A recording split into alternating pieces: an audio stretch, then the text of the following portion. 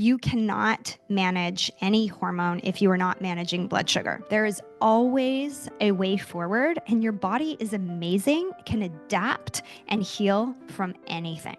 Perimenopause is something that so many women experience, yet so few feel fully prepared for. You want to be proactive instead of reactive. Don't accept living a life that is subpar for you.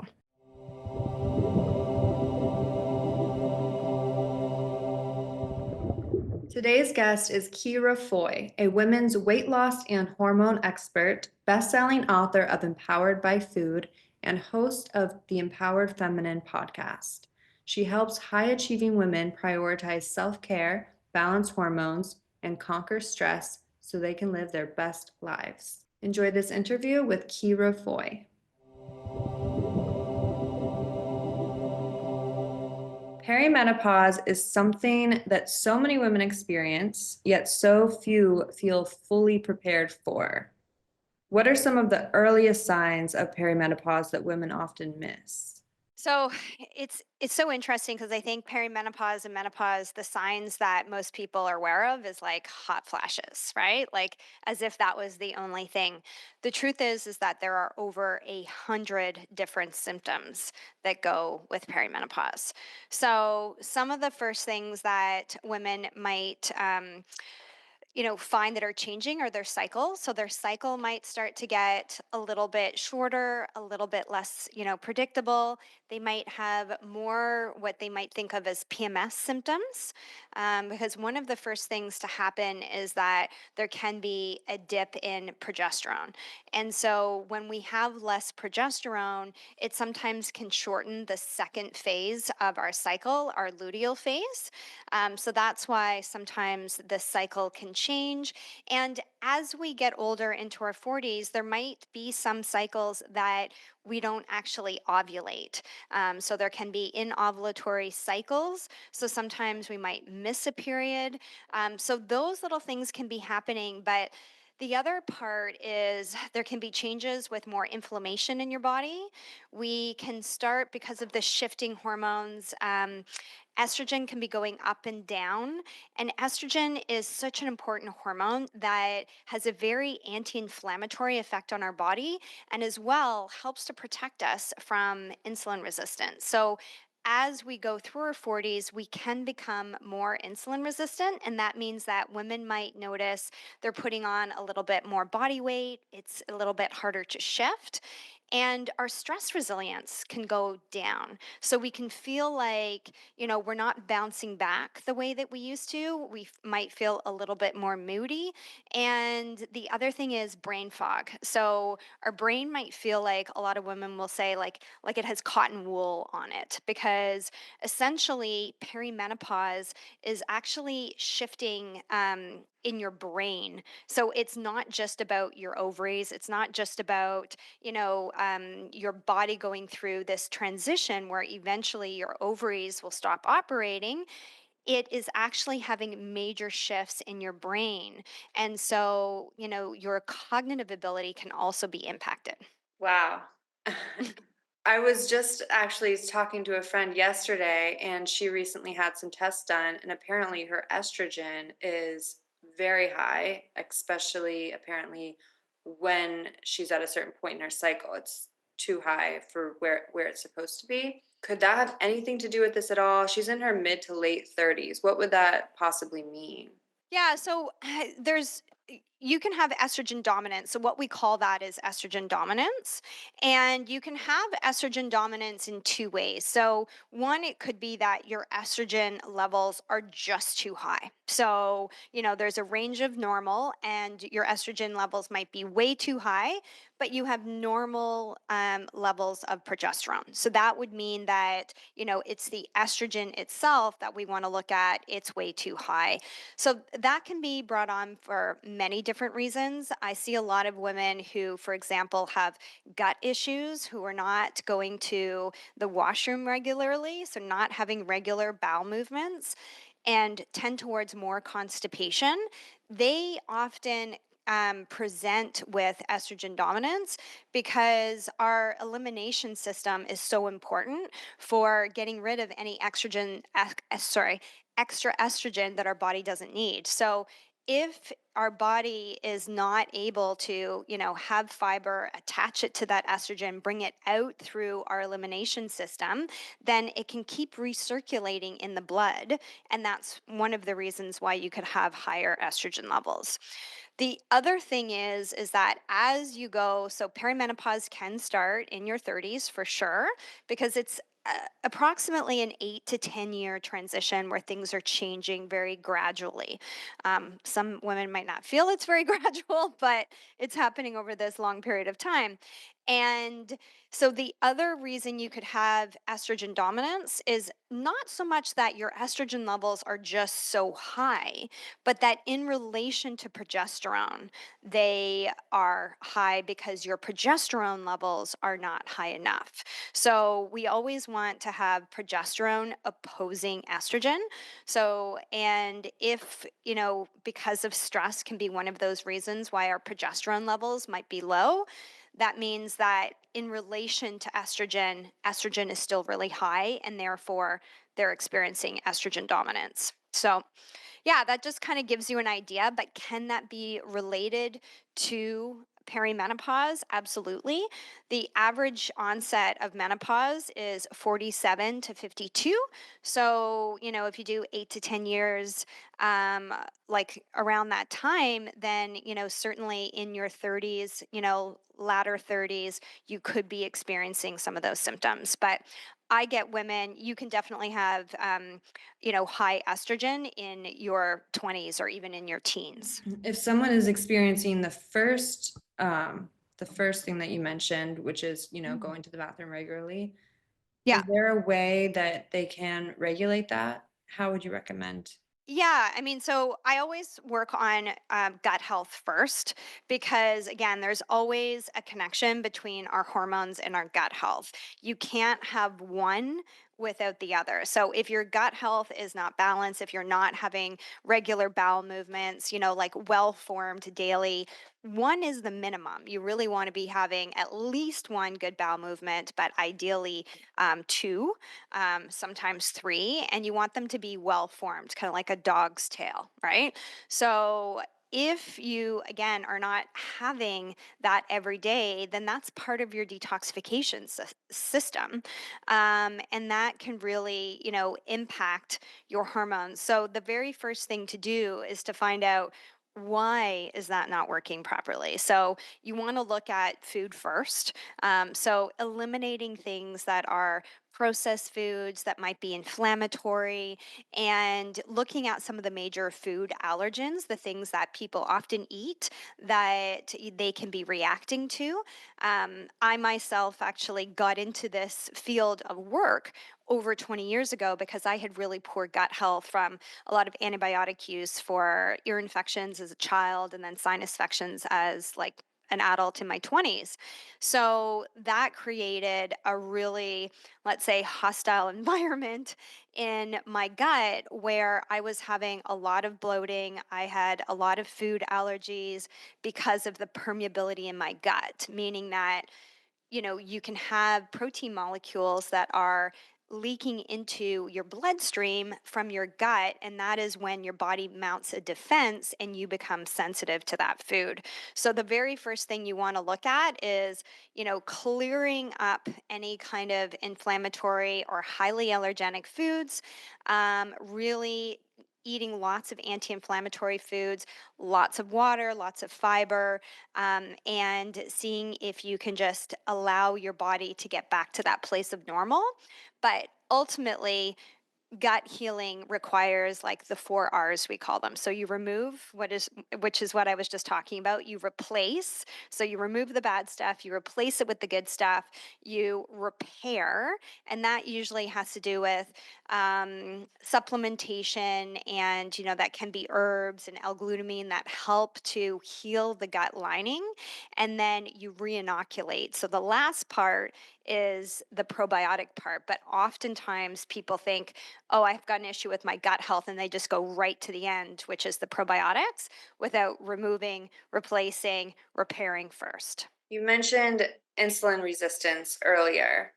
Mhm. How does someone know if they have insulin resistance and how can they improve that? Yeah, so this can be a tricky one because it's not something that happens overnight. So typically on your yearly blood work, there is a reference point that's called your A1C. So your hemoglobin A1C, which looks at what your average, glucose levels are over a 3 month period. So ideally, you want to have that number to be somewhere between like 4.7 and 5.2. Once you start getting to 5.7, 5.8 is when your doctor might flag you and say, hey, you're getting to that place where you're now like pre diabetic and on your way to diabetes.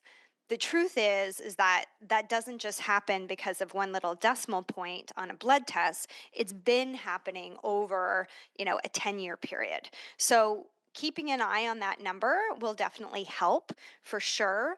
And it's something you want to look at, especially as we go into perimenopause to menopause, because all women, when they go into menopause, are going to have a 3 time greater risk of diabetes because they've becoming insulin resistant. So we can talk about the mechanisms for that. One of them is, definitely the hormones, the lower estrogen levels, but the big one that we get to control is how much muscle we have. So, muscle is what is going to be using that glucose in your body, first and foremost. And as women, we start to lose muscle as we turn 30 and onwards. It really starts to pick up speed, let's say. Okay. So, if you're not eating in a way that helps to support your muscle mass and you're not training in a way that helps to maintain or build that muscle mass, you're continually losing it, and therefore you're going to continue to have higher levels of glucose in your bloodstream. So one of the big things that women will notice, and it's often caused by insulin resistance, or kind of walking that path towards that, is they start putting on more weight, right? They start having more belly fat. They start realizing that they're not changing what they're eating, but in fact, their body composition is changing. And that is often the first sign. But if you back that up, it could be that a lot of women start with hypoglycemia. So they're having like ups and downs in their blood sugar that, they might be, let's say, self medicating with like, oh, I'll just have a banana or I'll just have some orange juice when I feel that low blood sugar. But in fact, that's perpetuating the problem because they're always relying on insulin to bring down those high blood sugar levels. And then they're having highs and lows. So the more that we are making insulin manage our blood sugar, the less sensitive we become to the insulin, which is how we become more insulin resistant. When our cells are not taking up that insulin as well, they're saying, no, I have enough. Like, we don't have any more room for storage. And so that is when we become more insulin resistant, and it's not doing its job as well. The good thing is that through meal timing, lifestyle, nutrition, following your circadian rhythm, so many things can bring you back into normal. And I've been helping women become more sensitive to insulin for over 20 years now. What would you do instead in that moment of grabbing a banana or orange juice? So you want to be proactive instead of reactive. So when you have low blood sugar, it is legitimately like an emergency for your body. Your body knows that low blood sugar is dangerous for you, and therefore it's sending you out this super strong signal. You might feel nauseous, you might have a craving, and so it's like we need sugar like ASAP, right? So instead of being in that place, you want to be proactive and start eating differently. So, if somebody is hypoglycemic, you don't want to treat the symptom, which is the low blood sugar. You want to look at why is your body getting to that place. And so, I like to explain this. If anybody has worked in the corporate area, for example, so 25 years ago, before I was a nutritionist, I worked on Bay Street in Toronto, which is basically Canada's Wall Street. So everybody would come in the morning at 9 a.m. with a coffee, maybe with a muffin, right? So they have just taken in coffee, which impacts your blood sugar, increases your blood sugar, and a muffin, which has a lot of sugar and a lot of carbohydrates and not enough protein or sometimes even fat to manage that. So what you get is this like quick burst of energy, and then by 10:30 everybody's going on their coffee break again because they had this surge of energy. Now they're crashing. Right. So they want to, have the coffee bring up their blood sugar again. And then by lunch, they're hungry, they're craving, heavy foods, pasta, etc. So they have the same thing happen. They have an increase and then they have an equal decrease afterwards. And at 3 p.m., everybody's crashing, their energy's in the toilet again. Okay. So the solution to that is you want to be making sure that you have enough fiber, that you have enough protein, and that you have enough good fats in all of your meals. So, for breakfast, for example, you want to make sure, 2 eggs is not going to cut it as far as protein goes to balance that meal. And in fact, studies have shown that if you can have a higher amount of protein at breakfast, it actually helps to stabilize your blood sugar throughout the day. So breakfast is one of the most important, times to really get a hold of your blood sugar and your appetite for the rest of the day. So, for women in perimenopause, the minimum amount that you want is 30 grams. Often, some of my clients are on 40 grams of protein for breakfast. And so that's kind of where you want to start. Protein is the most satiating macronutrient, it takes the most energy to break down. It's going to help to support your muscle mass, which is also going to help to support your insulin sensitivity. And that's an important part of a well balanced meal. The rest of it, you want to make sure, like, for example, this might not appeal to everybody, but for breakfast, if you had 2 eggs, which would be about 13 grams of protein, 10 grams of fat, and then we added, a half a cup of egg whites to that. So we're just adding protein. And then we paired it with a high fiber carbohydrate, like, say, some black beans, maybe throw in a little onion with the black bean there, and have some type of, I like having like arugula or salad or something like that. So now we have a breakfast that has lots of greens, has some bitters to help with our digestion, which is that arugula has a resistant starch in the form of those beans. So it has a carbohydrate that goes into your bloodstream more slowly, right? So we want to slow down the absorption of carbohydrates into our bloodstream, which means we want more fiber. So we're getting a good amount of fiber from those beans as well. Then we have a good amount of protein from our eggs and egg whites. And that would be a great example of a breakfast that has all of the key components that we need so that our body is not having to use insulin to manage our blood sugar. We are managing our own blood sugar and keeping it fairly steady because of the foods that we're choosing in combination. My listeners range from their 20s all the way up, Yeah. 80s. And is this a diet that is specifically recommended for someone going through perimenopause, or can women start eating this diet today when, long before they're going through that and experience a more pleasant perimenopause phase by doing so?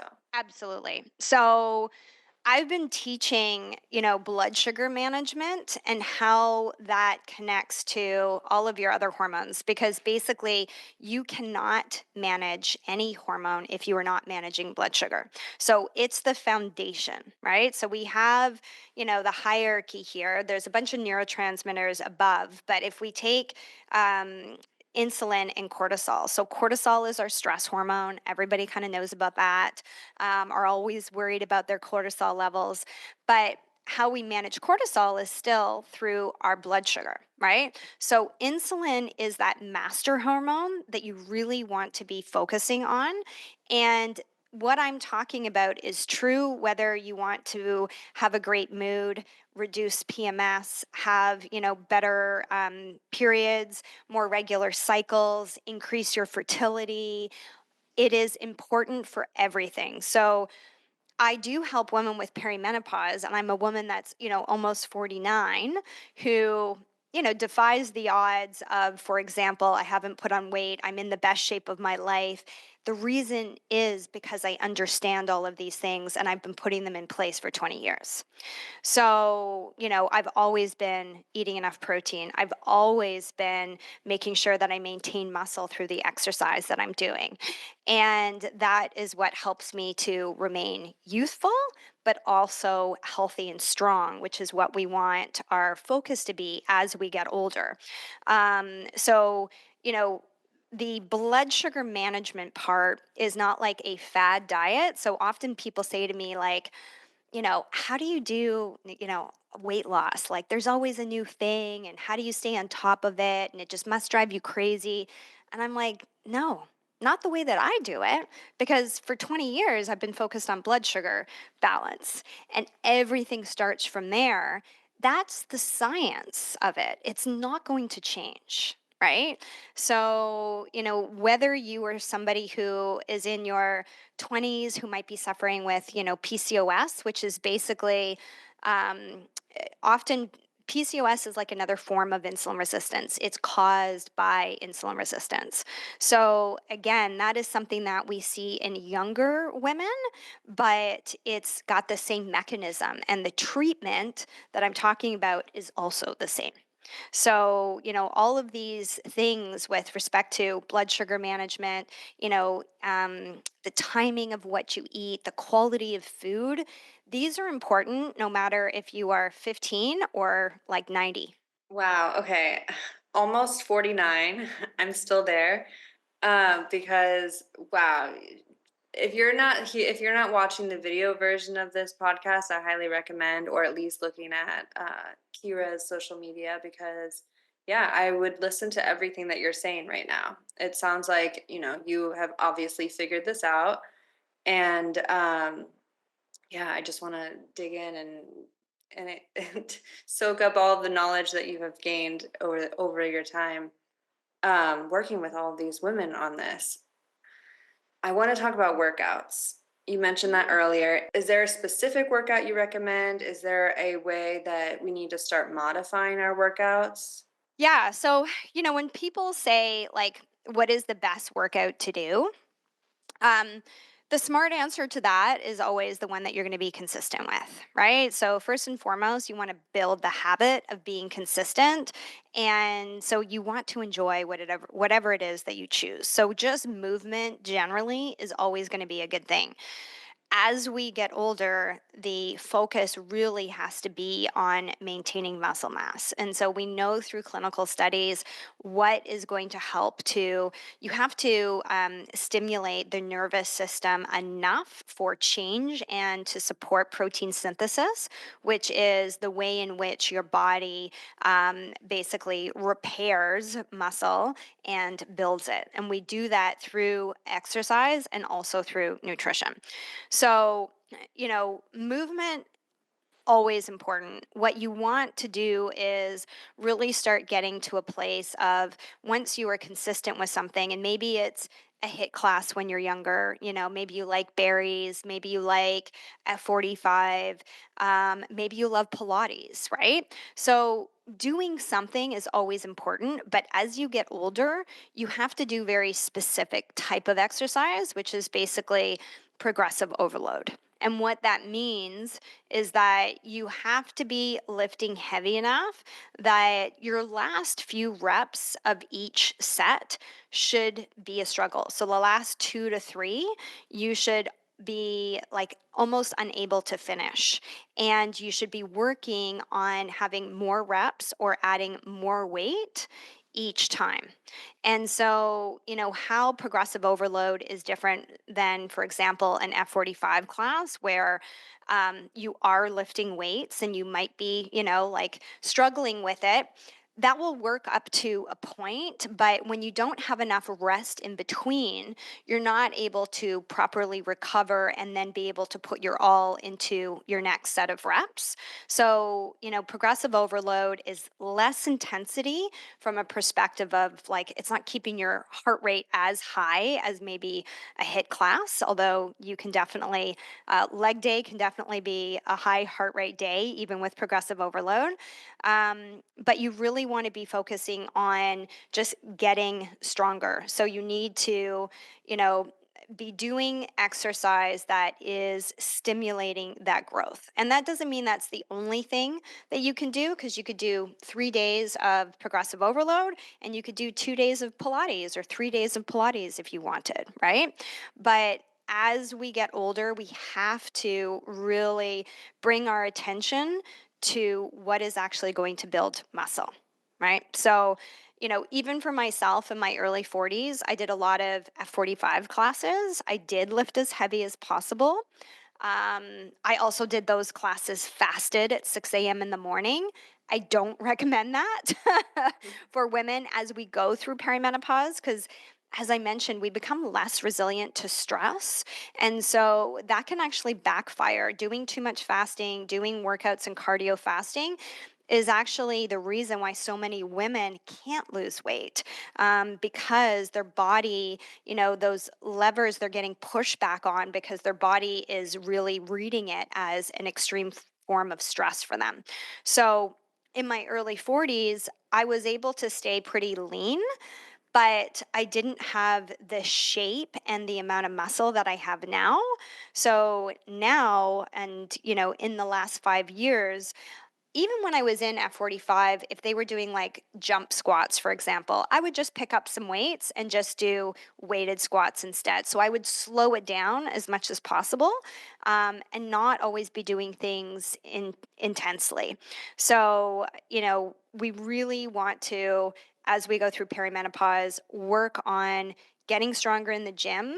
And you can still do those intense things that you love, but sprinting, for 20 minutes is better than 45 minutes of an exercise that is intense, but not as intense as sprinting, because sprinting is one of the cardiovascular exercises that can actually build muscle mass.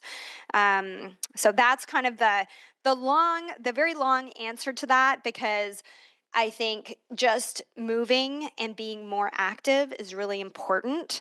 But the older we get, the more we are at risk to lose muscle. And inevitably, that is what is going to increase our risk of disease, whether it be heart disease, whether it be like diabetes, Alzheimer's, any of those kind of things, because having those high blood sugar levels is a huge inflammation risk factor, and all of those diseases are inflammatory based diseases.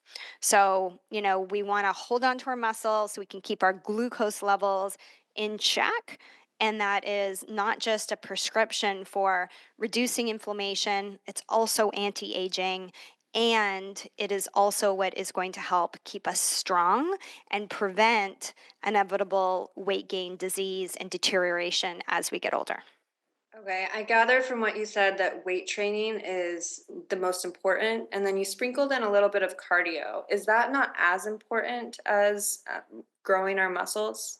With respect to cardio, it is really like if you love endurance sports, right? If you love running, if you love those things, great, do them, and also support your running by doing enough weight training so that you reduce injury, making sure that you again are eating in a way to support your muscle mass. A lot of endurance athletes who do a lot of cardio come into my practice and they have not been supporting their body with enough protein, so they are always thinking carbs, carbs for energy.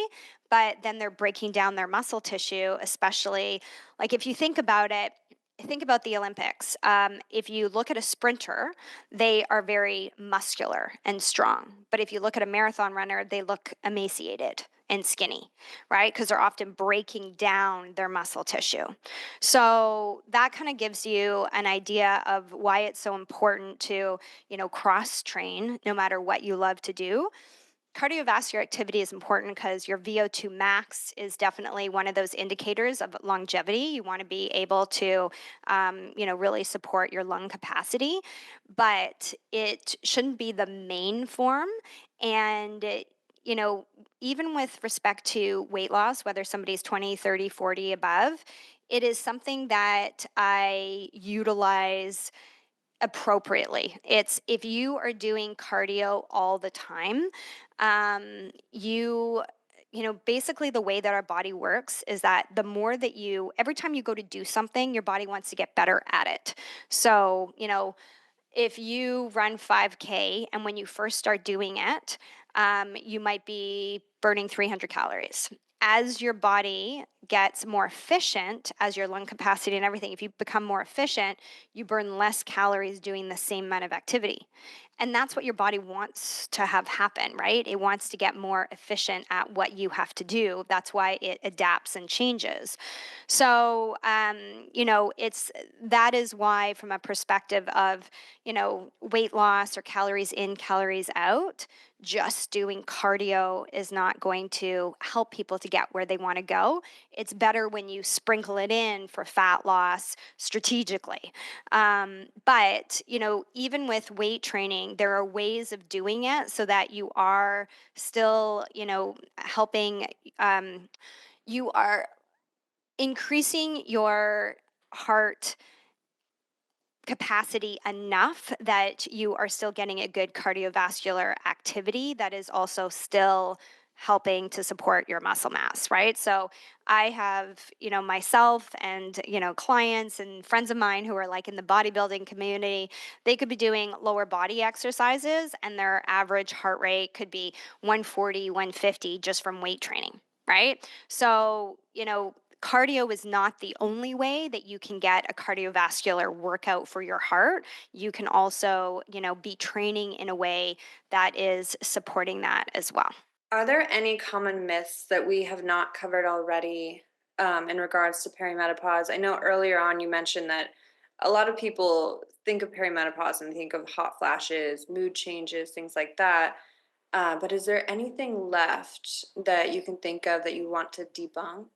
Um, I think debunk is just our beliefs on, what that has to look like, or from a perspective of a lot of women are told that, putting on extra weight, not having as much energy, not sleeping as well, not, being able to focus as well is really something that is just old age. Right. Like, and they're told this in their 40s. They're like, well, that's just a part of getting older. Just the same as they're told, many of my clients will come in who have kids and, they're exhausted and their doctor will say, well, yeah, but you have kids, when there are so many things that they can do to better support their body to become more resilient, right? So I would say, from a myth busting perspective, it's like it's not the end of the road. You are not meant to suffer. There is always something that you can do to increase, your education and really fill that missing gap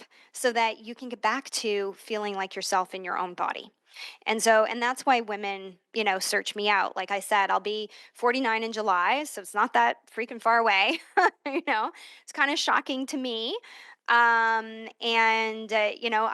had a ton of stress in my life.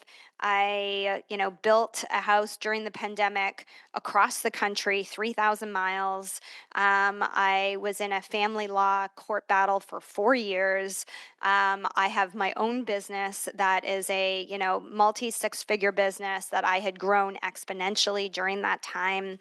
And I did all of that during perimenopause, right? Without burning out, without losing my mind. So, it is possible. And what we really have to do is stop accepting that common is normal. It might be common for women to, gain weight and to really see their midsection expand during perimenopause and menopause. But when you understand those mechanisms underneath, like why that's actually happening, and what I've been talking about here on the podcast, then you can do something about it. Right. So that's the most important thing is don't accept living a life that is subpar for you. If you have dreams, if you have aspirations, if you want to feel good and vital for the rest of your life, then get to work because it is possible for you. Is it going to be harder as we go, through perimenopause and menopause? Yeah, it is. And that's just the reality of it because the things that women do to like stay in shape or, feel better or fit into a little black dress in their 20s and 30s usually is just a lot of restriction. And when we don't eat enough and we restrict a lot and we're not sleeping well, all of the things that we tend to do when we're younger, what ends up happening is that we're actually losing more muscle mass. So as we get into our 40s, 50s, and beyond, we really have to start to turn that around and it just simply won't work anymore. But that doesn't mean that you are broken. So the most important thing for women is don't accept what is unacceptable for you. And you are not broken. Your metabolism is not broken. There is always a way forward, and your body is amazing, can adapt and heal from anything. So well said. I've found too that in any area of life, it makes it so much easier when you are surrounding yourself with people who think the way that aligns with what your goals are. So if the masses think like, oh yeah, it's old age, or it's because you have kids, like, oh, you must be so stressed because of XYZ. No, you can reframe that, but it makes it so much easier to have this different perspective when you surround yourself with people who also have that perspective that you want, which is why it's so important that people like you are doing this work, which I absolutely love. Where would you like to send the listeners who are interested in hearing more and potentially working with you? Yeah, absolutely. The platform that I'm most active on is definitely Instagram. So they can find me there at Ciara Foy Inc. CIARAFOY Inc. My website, which is curafoy.com. And for listeners who are interested in, going on a deep dive and learning more, I will give you a link to a free masterclass that they can opt in for. It's about 3 hours of content from me. So as you can tell, I have a lot to say on all of this stuff. I've been doing this for a very long time. So that is a great place to start. And there's much more where that came from. And I also have a podcast with great topics as well, which is called the Empowered Feminine podcast. I'm going to see, there's my perimenopause brain showing up. Can only talk for an hour before I start to but yeah, the Empowered Feminine podcast, which is very much about, helping women 40 plus to really, get out of that victim mindset, realize what is possible for you and that there's always an answer. You have a lot to say, but it's also valuable. Another thing I noticed, just in this last hour talking, is that this is all just flowing out of you. I've had guests who are reading notes or forgetting things and referencing things throughout, but this is just who you are. It's what you know, and it's truly you've embodied it. Yes, absolutely. And that's the embodiment piece is so important. That's the difference between, learning something and just doing it to get an outcome and it actually being a part of who you are and your lifestyle ongoing so that you're always building on the knowledge that you have. And that is exactly what I teach my clients. So all of my clients are very high performing women So I give them the why. I give them the understanding underneath. I don't do any of this like, just do what I say, I'm the expert. No, ask the questions. Let me tell you, because then you can understand and want to do it because of how it makes you feel and how you're supporting your body, as opposed to like, oh, my nutritionist told me I have to do this, right? Because I think that's bullshit. Don't put me on a pedestal or anybody else. Really, like what works for you, your body is the boss. And, integrate that. So it's not just what you do, but who you are. Mhm. Yeah, self-experimenting is the way to go. Yeah, absolutely. And I'm just, 20 years of experience makes that easy for me. From a speaking perspective, I always talk about things that I am passionate about and that I have like endless experience on. So that makes it super easy. I have two closing questions for you, and the Oh. first one is, what is your number one health tip? So that could be emotional, spiritual, nutrition, diet, just the one piece of advice that you would like everyone to know. My absolute, bar none, best health tip is sleep. So when people say to me, how do you do what you do? How do you manage all of the stress in your life? Your body can deal with almost anything if you get enough sleep. Now, the big elephant in the room is when you're super stressed and you have a lot in your mind, how do you sleep? And the answer to that is making that a priority and being so consistent with it. So, I have an aura ring that tracks my sleep, stress, my heart rate variability, which is very important.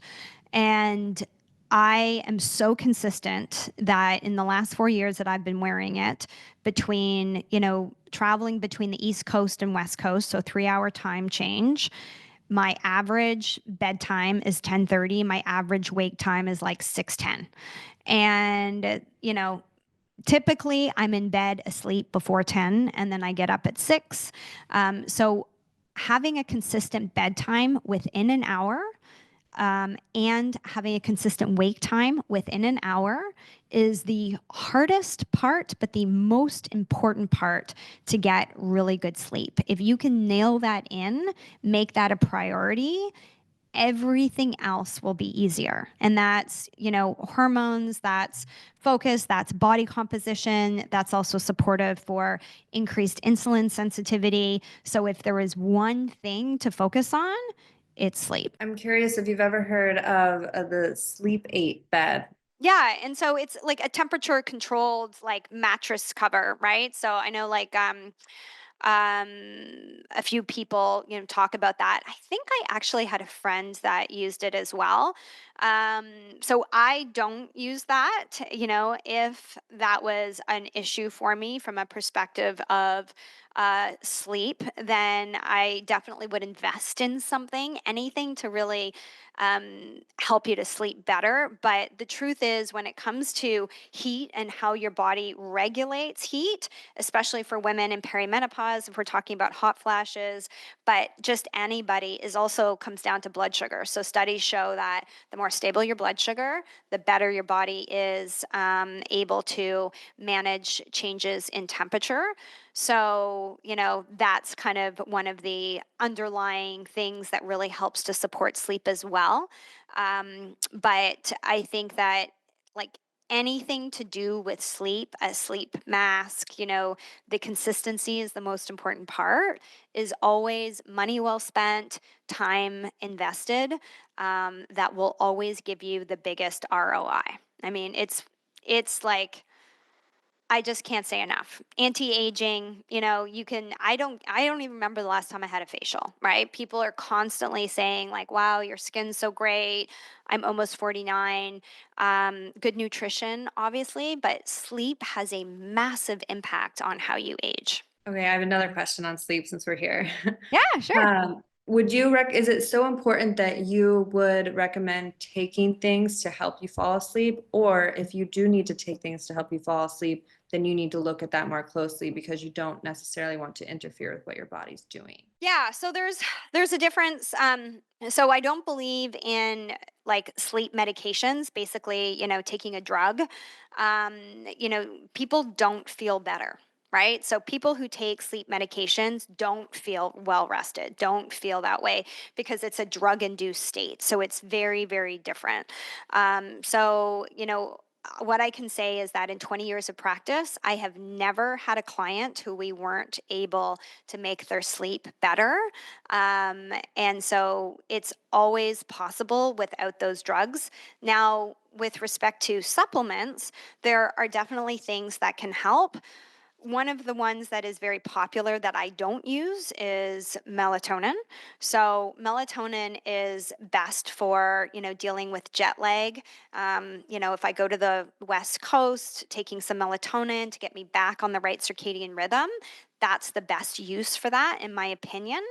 But from a perspective of sleep, usually for women, it is helping to calm the body, helping to calm the brain, right? So we want to have our lifestyle really support that. So we want to make sure that our cortisol levels are not high at night, because if our cortisol levels are high, if you're like working out after work, you're going to push your cortisol levels higher. And melatonin has an inverse relationship with cortisol. So what that means is that if cortisol is high, melatonin is low. Your natural melatonin levels, which are very important, not just for sleep, but for antioxidant protection, protecting your brain, protecting us from cancer as well. So that's one thing. The lifestyle part is going to be the most important part. And then from supplement, for most of my clients, like literally 95% of my clients, what they take at night to support sleep but doesn't make you sleep is one, magnesium. So, magnesium bioglycinate, the glycinate is very, very calming. So, it helps your muscles to relax so that you can, more easily fall asleep.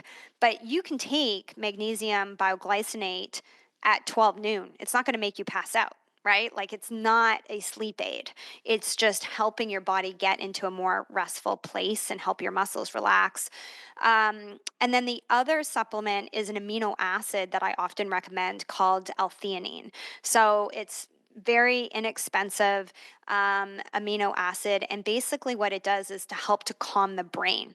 So, green tea, for example, has L-theanine in it. And that's why it's much easier on your nervous system. It doesn't cause the same, anxiety that that coffee causes for so many people because of the L-theanine in it. It has this like calming effect on your body. So, L-theanine an hour before bed with magnesium glycinate, bioglycinate, can really help to set the stage for sleep. And there's a million other things too, like dumping your brain, having not being on your phone, TV, blue light, all of those kind of things are very important. But the most important thing to understand is that lifestyle always trumps any supplement that you can take. So the big rocks to move for sleep are actually your circadian rhythm, getting daylight like first thing in the morning, calming your body down at night with, your activities, lowering the light, making sure that you have a cool space to sleep in, that it's really dark. An eye mask is great. All of those things on top of blood sugar balance are going to be the most impactful things.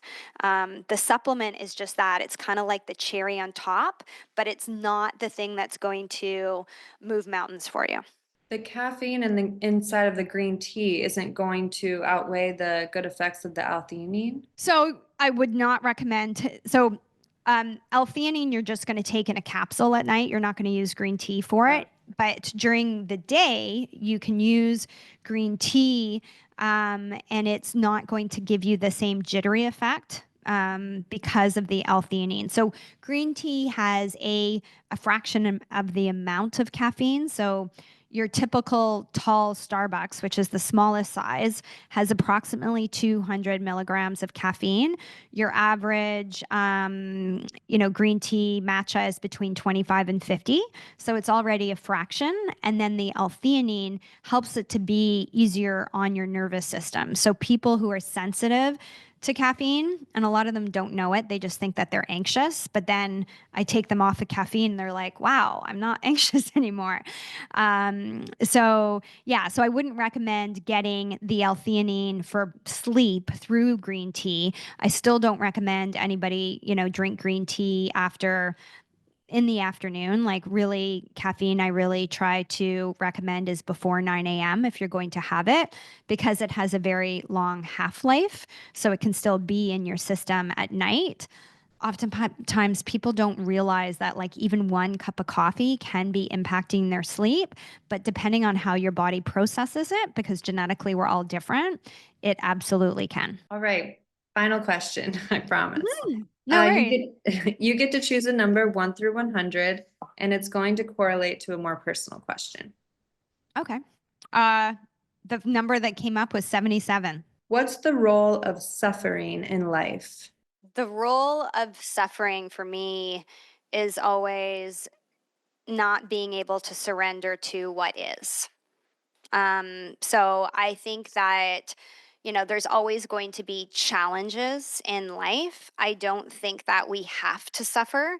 I think that we suffer when we don't, take stock of what is and what is our reality and then decide, what we're going to do about it. So, suffering, I think, is a symptom of where we are holding on to control and where we have to really dig in, surrender, and have more faith in the universe or God. And then that is what dissipates suffering. So, the role of it, I believe, is really for change, right? So every symptom that we have, whether it's, our health, whether it's suffering with relationships, is always telling us that, there's something that we're not on the right path. There's something that we have to surrender. And it's just releasing control and having more faith and trust. You just reminded me of why I even put those questions at the end. We got to see a completely different shift from you, which is great. Thank you so much, Ciara Foy. Make sure you check out the description for all of her links. And this was amazing. Just thank you for being a guest on the podcast. I really Thank you. appreciate it. Thank you so much for having me, Jessica. This was awesome. It was great questions.